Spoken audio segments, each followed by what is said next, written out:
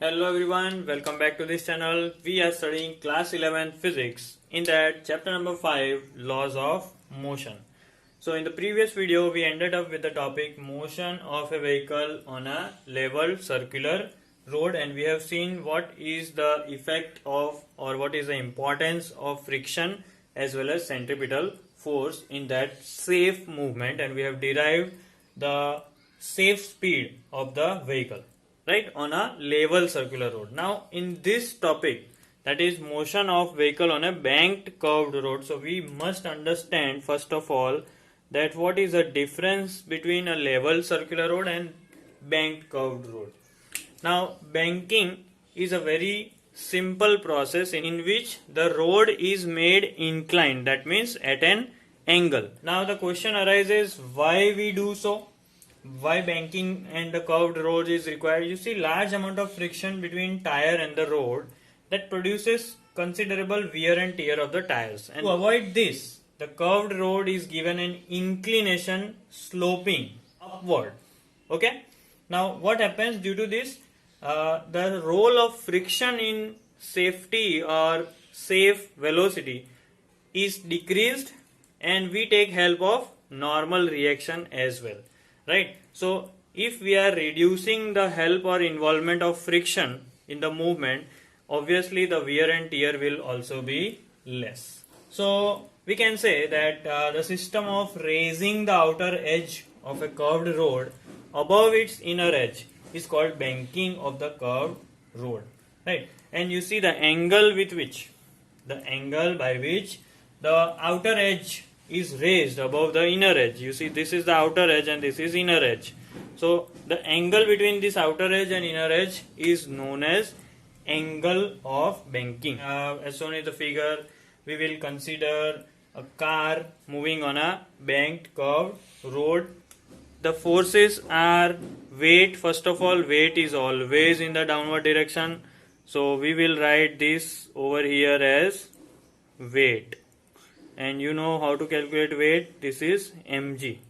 In any case, whether it is banked curved road or whether it is a level road, weight in this whole world is going to act downward only, right?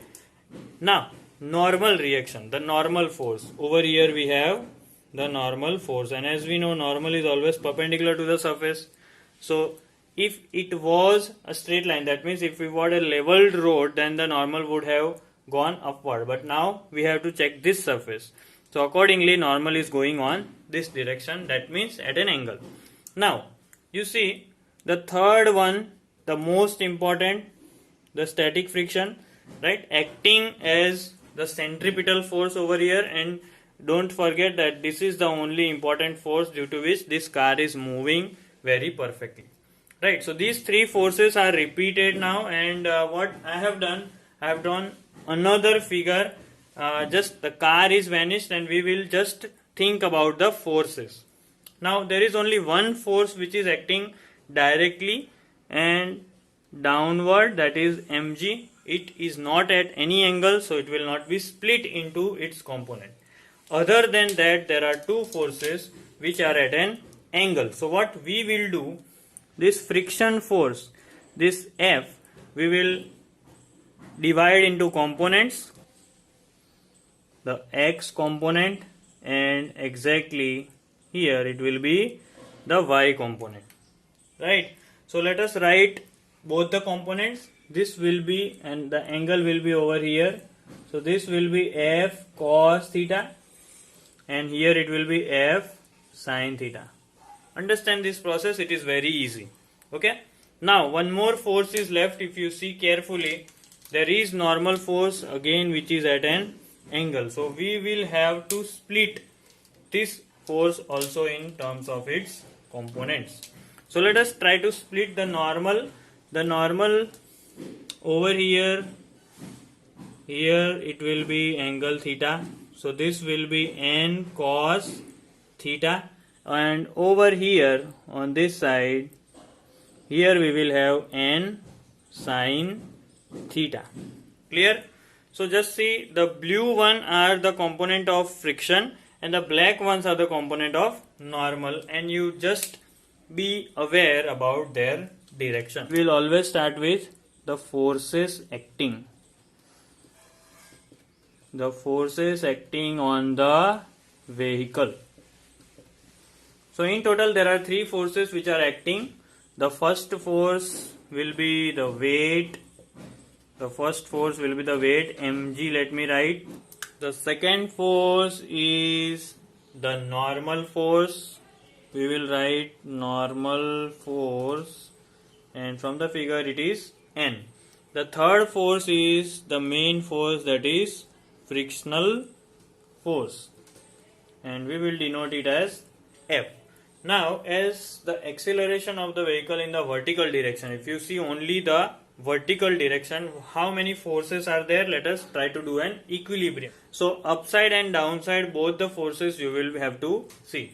N cos theta is upward, both the forces F sin theta and mg are acting downward. So, we can write in vertical direction, N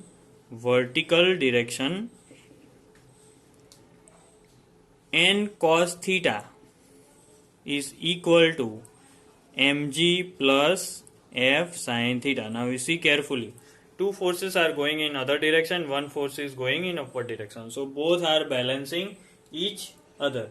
So we can write this equation as mg equals to F sin theta goes on this side.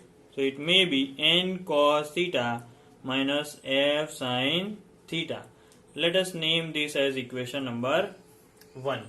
Okay. Now the vertical components are over. Now let us talk about the horizontal component. Here Fs, in the leveled road only frictional force was providing the centripetal force, but over here you see both the forces inwards. Which two forces are going? N sin theta and F cos theta, right? So here we can say that in horizontal direction,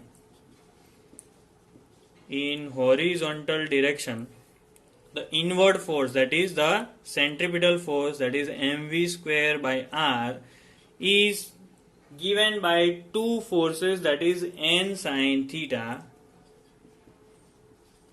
plus along with that we also have F cos theta. Clear? So this is the centripetal force which is on the horizontal direction. Let us name this as number 2. Now let us divide these both equations. Let us divide the second equation by the first equation. So next step we will write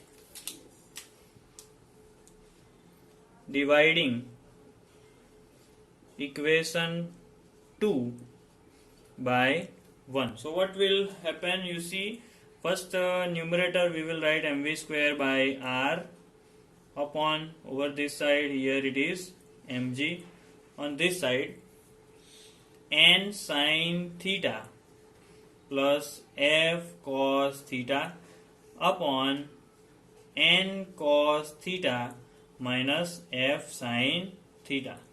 Now is there anything that can be cancelled over here on the left hand side? Yes, we can cancel m and m. So our equation will become v square upon rg equals to N sin theta plus F cos theta upon N cos theta minus F sin theta.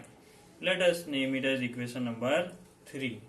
So equation 3 is like this. Again I am repeating: v square by rg N sin theta plus F cos theta N cos theta minus F sin theta. By the formula of static friction, right, Fs can be written as mu s n. That again we have already seen. So if we can replace over here, instead of friction, mu s n we will replace. So equation will become v square by rg equals to N sin theta plus mu s n cos theta upon N cos theta minus mu s n sin theta. Clear? So now, is there anything common that we can cancel? Yes, we can cancel n. We can take n common. upside and downside both.